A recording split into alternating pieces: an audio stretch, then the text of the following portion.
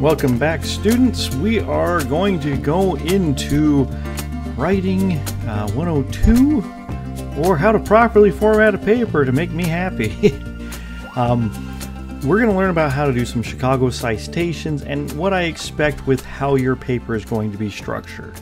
If you're struggling with this at any given point, and I just want to make this point at the very beginning, let me know. I really do not want you just to sit there and suffer, struggle, or fail because you don't understand how to format the paper properly. All right, so what are we using in history?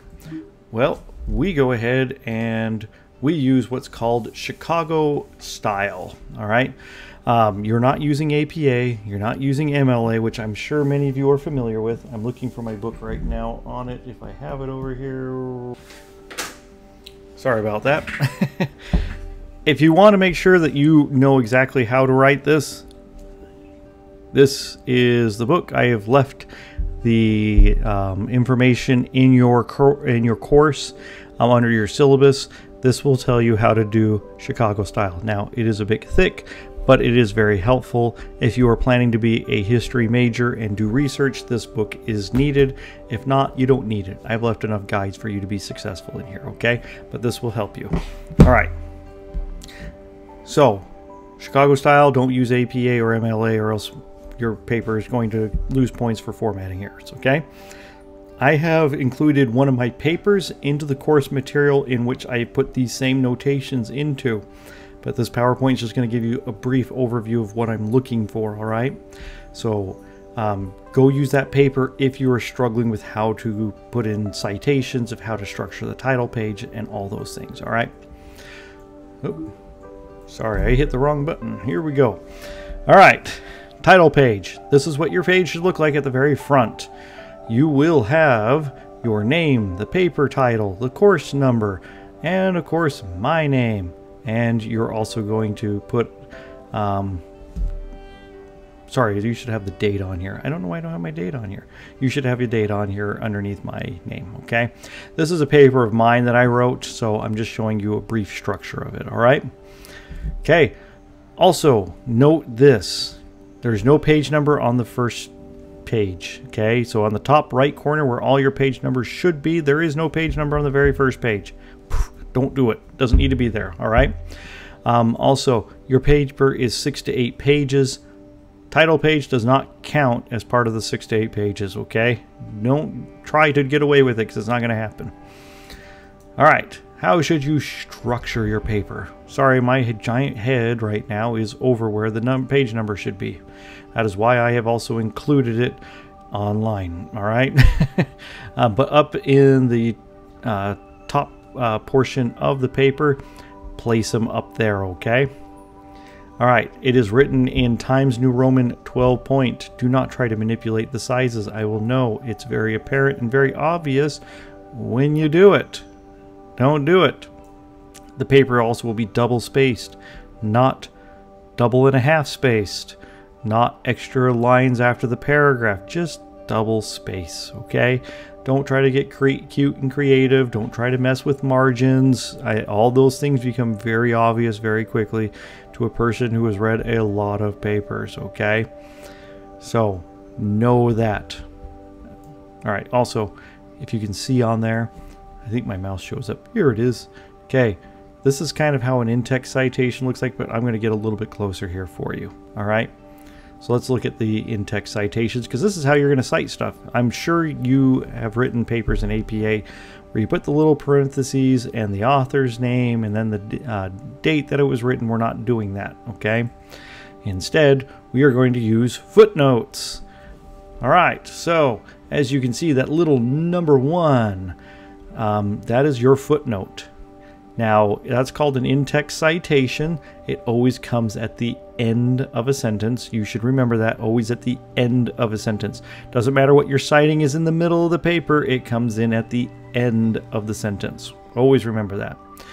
Your little information that you're going to pull is then going to come down here where this little number 1 is, and it says James Buchanan James. That is what your citation should look like. It's at the bottom of the paper. There's a little line there. You do not have to put the little line in there. You there are enough tools in, if you're using Google Docs or Microsoft Word, where they will actually put the little citation number in there for you and then create the small box underneath. Do not put your own box in there, because I can tell, and it takes up page space, which means your paper is going to be shorter than it has to be. Okay. Also, fully cite the source.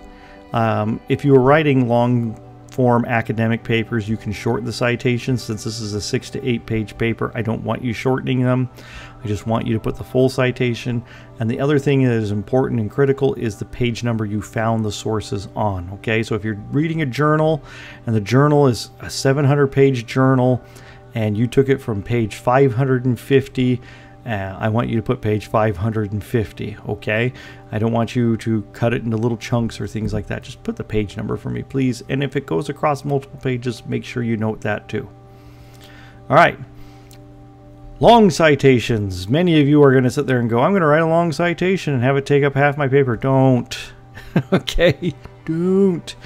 All right. So if you are citing anything that's over 50 words, you're going to go ahead and tighten it up. You're going to make it into a little box that's going to be single spaced. It is going to be in 10 points Times New Romans, and it will be blocked. All right. That way it is small and easy to look at and read, but it also doesn't take up a huge chunk of your paper. So somebody doesn't come into your paper and find these just giant things of you citing sources across multiple sentences. At the end of the source that you are citing, it goes in that little tiny box, and it goes at the very, very end of the entire quotation, okay? Once this quotation ends, you end the little box and you go back to normal styles, okay? All right. You will have a biography or reference page. When you are doing this, be aware you have to sort it. Don't just dump everything in there. It has to be alphabetical with the author's last name coming first, okay? Last name, author, first. Then you need to sort every single thing that you cite in that same way. As you can see, I have something there for you that has a big old yellow box around it and a purple box around it. As you can see, Buchanan James comes first, followed by Christensen James. All right, it goes that way throughout the rest of the paper. Also, there are different ways to cite the sources. As you can see, there's one that says primary source. We talked about primary sources in our last video. If you have not watched the last video, you need to watch it, know what a primary source is.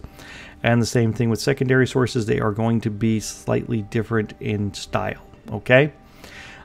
There is also a guide that I have included with the coursework. It's a quick reference guide.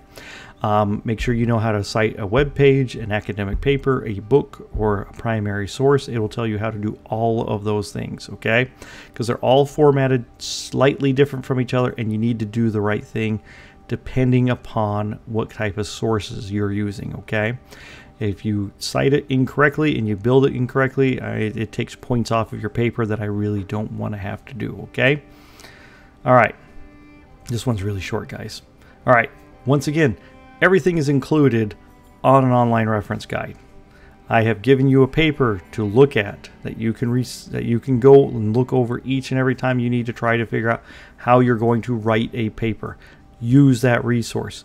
If you are 100% absolutely struggling and have no idea what you are absolutely doing at all, email me. Send me what you're working on. I will help you. If we have to do a Zoom call, we can do a Zoom call. I can share a screen. You can share a screen. We can show you what needs to be done and how to do it. Do not just sit there and swim in the ocean of misery and then come to me at the very end of the course and say, I don't know what I was doing. I'm sorry, my paper is formatted incorrectly. There's tons of time. Reach out to me. I want to help you. I want to make sure you're successful, okay? Like I said, just don't do whatever. Really don't. If you improperly cite, it goes back to, again, that idea of a potential plagiarism. And I don't want that to be something that impacts you just simply because you were unsure of how to cite something, okay? All right, that is what I have here for talking about Chicago-style citations. I hope this has helped a little bit.